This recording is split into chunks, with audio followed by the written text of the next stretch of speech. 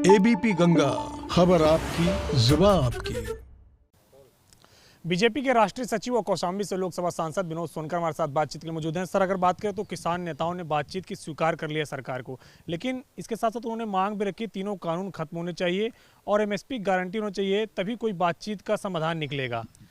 देखिए, लोकतंत्र में सभी समस्याओं का समाधान संवाद है। किसान भाइयों को, किसान यूनियनों को धन्यवाद कि वो लोगों ने माननीय प्रधानमंत्री जी की अपील को स्वीकार किया और उन्होंने संवाद के लिए तैयार हुए। उनकी जो भी समस्याएं हैं, जब माननीय प्रधानमंत्री जी देश की जनता को संबोधित करते हैं तो उन्होंने कहा कि संवाद करिए, जो आपके समस्या का समाधान किया जाएगा। लेकिन कुछ लोग ऐसे हैं, कुछ जिनकी राजनीतिक रोटी, राजनीतिक ज़मीन समाप्त हो रही है, वो नहीं चाहते कि इस देश का किसान संवाद करे। तो निश्चित रूप से संवाद ही समस्याओं का समाधान है और किसान आगे आए, वो बात करें, उनकी जो भी समस्या है वो निश्चित रूप से सरकार उनको सुनेगी और जो किसान हित में होगा वो किया जाएगा। सर, 6 दौर की बातचीत हुई है इसके पहले और यही सारे प्रस्ताव किसान नेता लगातार दे रहे थे, बातचीत नहीं बन पाई। फिर से उन्होंने सरकार से बातचीत के लिए जरूर कहा, लेकिन प्रस्ताव वही पुराने हैं। देखिए, इस पर किसान भाइयों को, किसान यूनियन को भी बहुत गंभीरता से सोचना चाहिए और उस बिल को भी गंभीरता से देखना और पढ़ना चाहिए कि कितनी आवश्यक चीज़ें हैं उस बिल में।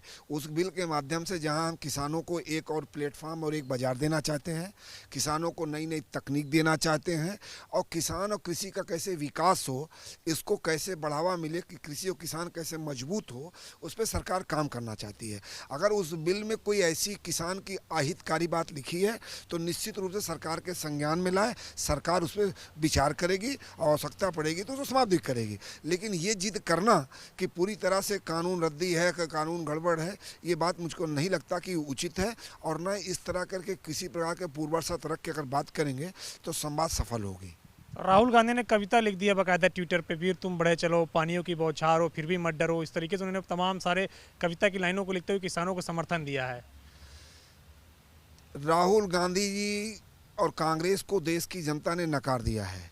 राहुल गांधी किसानों के विषय में कुछ बोलने से पहले जरा एक बार समीक्षा कर लें। जब मध्य प्रदेश में इनकी सरकार थी और किसानों की ऋण माफ़ी की बात किया और उन्होंने आज तक माफ़ नहीं किया, तो राहुल गांधी तो अब केवल भोले भाले किसानों को भरमा के और उनमें भ्रम पैदा करके अपनी राजनीतिक रोटी सेकना चाहते हैं, अपनी राजनीतिक ज़मीन तलाश रहे हैं, लेकिन वो सफल नहीं होंगे। क्योंकि यह सरकार 2014 से लेके अब तक लगातार किसानों को मजबूत करने के लिए, चाहे स्वामीनाथन आयोग की रिपोर्ट लागू करने की बात हो, चाहे किसान सम्मान निधि देने की बात हो, चाहे नीम कोटेड यूरिया उपलब्ध कराने की बात हो और चाहे किसानों की सारी उपज खरीदने की बात हो, आज़ाद भारत में अगर सबसे ज़्यादा काम किसी ने किया तो इस सरकार ने किया।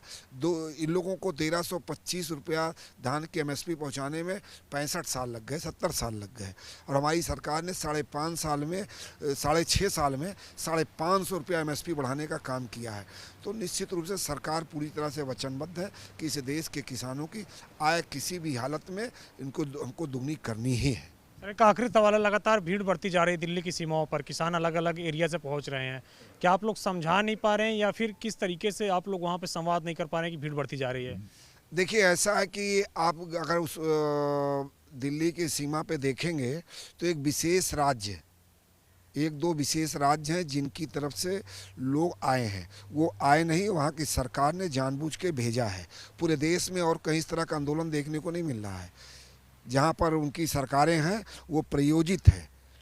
जिस तरह से चाहे पंजाब की सीमा बात किया जाए, चाहे राजस्थान की सीमा की बात किया जाए, ये वहाँ की सरकारों के द्वारा प्रयोजित है। क्योंकि वो लोग वहाँ काम नहीं कर रहे हैं, इसलिए किसानों का ध्यान हटाने के लिए वो वहाँ पर इन लोगों को भेजने का काम कर रहे हैं।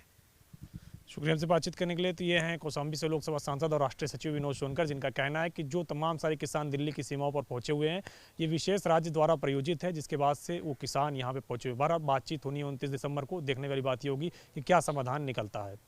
कृष्ण वीरपाल के साथ अविनाश तिवारी, एबीपी गंगा, दिल्ली।